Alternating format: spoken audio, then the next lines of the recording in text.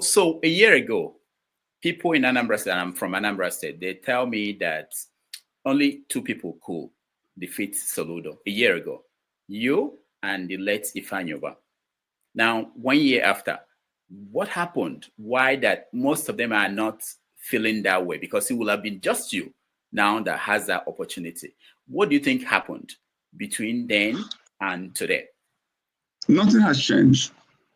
Nothing has changed. As a matter of fact, the real politicians and the real Anambra, they still know and believe that I'm the only one who has capacity.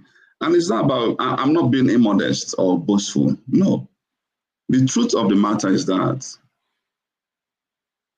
let me remind our people, this is Valentine who had never done anything about politics until 2021 election, who was not supported by the state incumbent. Soludo was funded by Governor Obiano, who was not supported by the federal because Andiba was favored by the APC, who actually, if you also understand what happened with the denominational politics, guess what? Was also at a disadvantage because we had the major denominations going opposite direction against me. And still, I came second in that election, beating APC, beating Andover, beating Ifanyoba of blessed memory. That's the first thing I want to understand, that without any support. Let me remind you, that election in 2021, primary was in June. Then Christopher led a team that conducted another naming ceremony that they called primary, and said Ugochukwu was now the candidate. Got a judgment in Anambra.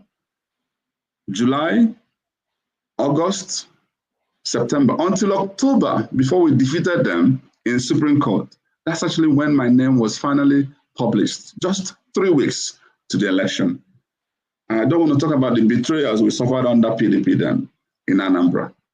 And still, I came second. That shocked the world. Just weeks after, there were online poll, who should be Anambra Man of the Year? I was conferred with that honor. Then I showed purpose in 2023. I wasn't running for election. I could have just minded my business.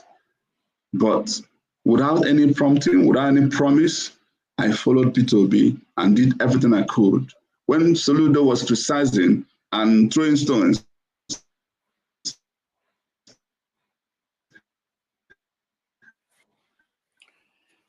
all right. I was supporting them actively. So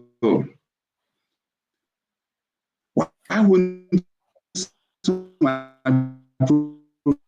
profile get to that point? Let me. All right. His internet is You can still hear me, right? Okay, we can hear you now. Go ahead. Go ahead. Rudolf, you're right. Okay. So the point I'm making is that I suffered all these headwinds. So there's a gentleman who on his Twitter handle, Royal Delight, go and search for it, and say Anambra 2025. That's some months ago. Who would you give your vote and repost? Governor Soludo and Senator Ifanyoba poll 93%. 93%.